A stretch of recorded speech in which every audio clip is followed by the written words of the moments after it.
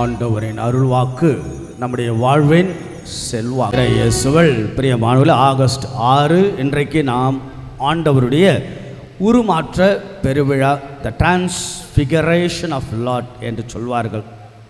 எனக்கு ஒரு வாய்ப்பும் கிடைத்தது. இந்த நடைபெற்ற இடத்தில் ஒரு திருப்பலி வைக்கவும் ஒரு வாய்ப்பும் கிடைத்தது. அவ்வளவு அழகாக இந்த இடத்தை ஒரு பெரிய அந்த தாபூர் மலை மேல் பாதுகாத்து பராமரித்து ஆண்டவர் அந்த உருமாற்றம் நடந்த நிகழ்வை ஒரு பாதுகாப்பான இடத்தில் வைத்து, பிறகு எலியாய் மோசே அவர்களுக்கென்று 2 பெரிய தூணெல்லாம் எழுப்பி ஒரு பிரம்மாண்டமான அற்புதமான ஒரு கோவில் இன்றைக்கும் வழிபாட்டுக்கு இருந்து கொண்டே இருக்கிறது. அன்புக்குரியவர்களே, துன்பங்களை கண்டு துவண்டு போகாமல், இன்பங்களை கண்டு இருமாந்து போகாமல், நிதானமாக நம்முடைய வாழ்க்கையின் செயல்பாட்டை எடுத்து செல்ல ஆண்டவரின் உருமாற்று பெருவிழா நம்மை அழைக்கிறது. நம்முடைய கேள்வி இதுதான். கேள்வி எழுப்பினால்தான் பதில் கிடைக்கும். Why Jesus was transfigured? For what reason? ஏன் ஆண்டவர் உருமாறினார்? ஆண்டவருடைய உருமாற்றத்தினுடைய அந்த செய்தி தான் என்ன? எதற்காக உருமாறினார்? ஏன் உருமாறினார்? That's a big thing. Transfigure is, the figure is getting changed. இல்லையா? The figure totally getting changed. That's what happened in Mount Tabor.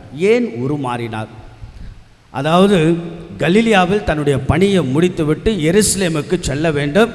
எருசலேம் என்றால் அங்கே பாடுகள், மரணங்கள், துன்பங்கள், துயரங்கள், அங்கு சிலுவை என்று தன்னுடைய சீடர்களுக்கு முன்னறிவிக்கிறார். இதை கேட்டவுடன் சீடர்கள் ஏற்றுக்கொள்ள முடியாமல், புரிந்து கொள்ள முடியாமல், உணர்ந்து கொள்ள முடியாமல், அச்சத்தோடும் பயத்தோடும் விசுவாசத்தில் தளர்ச்சிகளோடு இருக்கின்ற பொழுதுதான் நடைபெற்ற ஒரு அற்புதமான நிகழ்வு தான் ஆண்டவருடைய இயேசுவின் உருமாற்றப்பெரு, தோற்றம் மாற்றப்பெரு. ஆகவே இங்கே என்ன சீடர்களுக்கும் சொல்ல வருகிறார் என்றால், அச்சத்தை போக்க, பயத்தை போக்க, விசுவாசத்தில் உறுதிப்படுத்த, தன்னுடைய பாடுகளின் பொழுது பங்கு பெறக்கூடியவர்கள் பெறக்கூடிய மாட்சிமை தான் என்ன, அதோடு இயேசுவின் சீடத்துவம் தான் என்ன, ஆண்டவர் இயேசுவின் நிலைப்பாடு தான் என்ன, what is is stand point at mount Dabur towards a Calvary என்றெல்லாம் அழகான கோர்வையாக நடைபெறக்கூடிய நிகழ்வு தான் ஆண்டவருடைய உருமாற்ற பெருவிழா.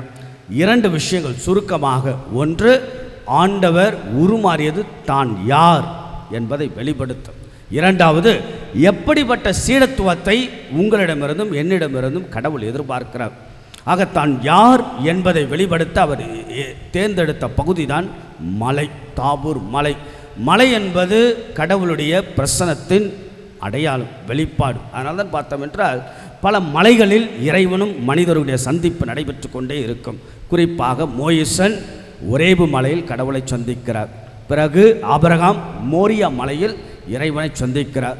எலியா கார்மேல் மலையில் சந்திக்க. இன்றைக்கு தாபூர் மலை, ஆண்டவர் இயேசு கல்வாரி மலை. அதனால தான் நீங்கள் ஆலயம் பார்த்தீர்கள் என்றால் இந்த பலிப்பிடம் கூட இந்த மலையினுடைய வடிவம். அதனால தான் சற்று உயர அமைத்திருப்பது. கல்வாரி பலி நடைபெறும். ஆக இறைவனும் மனிதர்களாக நாமும் சந்திக்கின்ற அழகான இடம்தான் மலை. இதில் தான் யார், ஹூ அமாய், ஹூ ஐ ஆம், அழகாக கடவுள் வெளிப்படுத்துகிறார். இவரே என் அன்பார்ந்த மைந்தர், இவரே நான் தேர்ந்து கொண்டவர், இவருக்கு செவிசாயுங்கள். He is a godly man and God's son and he is a God என்றெல்லாம் அற்புதமாக வெளிப்பட்ட ஒரு அழகான தருணம் தான் இயேசுடைய தோற்ற மாற்ற பெருவிழா, இயேசுடைய தோற்ற மாற்ற செய்தி. அடுத்ததாக சீடத்துவம். எப்படிப்பட்ட சீடத்துவம்? ராயப்பர் சொல்வார், நம்ம இங்கேயே இருப்பது நல்லது. நாம் கூட சொல்லலாம், இந்த ஆலயத்தில் இருந்தால் நமக்கு நல்லது தான். வீட்டிற்கு சென்றால், தொழிலுக்கு சென்றால், அல்லது சமூகத்தில் சென்றால் நிறைய சவால்கள் ஆனால் அதுதான் நாம் சந்திக்க வேண்டும். ஆகவே நாம் இங்கே இருப்பது நல்லல்ல. சீடர்கள் எதிர்பார்த்தது நிழல் இல்லையா, ஆண்டவர் எதிர்பார்த்தது நிஜம். ஆக அந்த நிழலை உடைக்கிறார். நாம் இங்கே இருப்பது நல்லதல்ல. அல்லது வெறும் பிரகாசத்தையோ ஆடம்பரத்தையோ ஒரு வகையான மாயையோ பிரகாசத்தை மட்டுமல்ல, துன்பம், துயரம் இதெல்லாம் வாழ்க்கையில் நாம் சந்திக்க வேண்டும். சீடத்துவம் என்றாலே த சேலஞ்சஸ் தான். அதெல்லாம் சொல்லித்தரக்கூடியதான் அழகான பாடம்.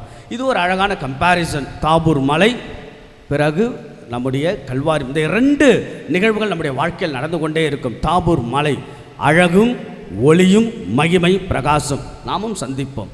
அதே போல் கல்வாரி மலை துன்பமும் துயரமும் நம்ம வாழ்க்கையில் 2மே நடந்து கொண்டே இருக்கும். இங்கே தாபூர் மலையில் 2 பேருக்கு நடுவில் மோயிசன், எலியா. இங்கே கல்வாரி மலையில் 2 கள்வர்களுக்கு நடுவில். இங்கே ஒளிமயமாக இருக்கிறது. இங்கே துன்பமும் துயரமாக இருக்கிறது. இங்கே ஆண்டவர் இயேசு உருமாறுகிறார், இங்கே ஆண்டவர் இயேசு உயிர் பிரிகிறது. ஆக அன்புக்குரியவர், தாபூர் மலை மகிழ்ச்சி என்றால் கல்வாரி மலை சவால்கள். மகிழ்ச்சியும் சவால்களும் நம்முடைய வாழ்க்கையில் நடந்து கொண்டு அதில் நாம் நிதானமாக இருப்பது. விண்ணகத்தின் முன் சுவைகளாக 4 காரியங்கள் இன்றைக்கு நற்செய்தியில் அழகாக. 1, உயர்வான தனியான இடம். நமக்கும் ஒரு தனிமையான இடம் தேவை. ஆண்டவரோடு நெருக்கமாக இருப்பது. யார் கூட நாம் நெருக்கமாக இருக்கிறோமோ அவர்களோடு தனித்து இருப்பது அவசியம்.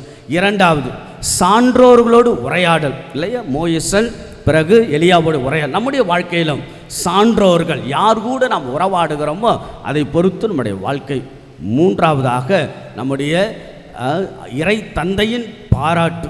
ஆகவே கடவுளுடைய தந்தையாம் கடவுளிடமிருந்து நாம் பாராட்டு பெறுகின்ற அளவுக்கு நம்முடைய வாழ்க்கை. இறுதியாக தோற்றம் மாற்றம், த டிரான்ஸ்ஃபிகரேஷன். இந்த திருப்பலி கூட ஏறக்குறைய டிரான்ஸ்ஃபிகரேஷன் தான். ஆக ஒவ்வொரு திருப்பலியும் நாம் இறை சாயலை புதுமையாக பெறக்கூடிய மனிதர்களாக மக்களாக வாழ அழைக்கப்படுகிறது. ஆக ஆண்டவர் இயேசுவின் தோற்றம் மாற்ற விழா துன்பங்களை கண்டு துவண்டு போகாமல், இன்பங்களை கண்டு மாந்து போகாமல், வாழ்க்கையில் நமக்கு வரக்கூடிய அத்தனை நிகழ்வுகளையும் நிதானமாக எடுத்து செல்ல ஆண்டவருடைய தோற்றம் மாற்ற பெருவிழா நம்மை அழைக்கிறது. இயேசுவினுடைய அற்புதமான இந்த விழாவினுடைய அருளையும் ஆசீர்வாதத்தை பெறுவோம். கடவுள் நம் ஒவ்வொருவரையும் நிறைவாய் ஆசீர்வதிப்பாராக.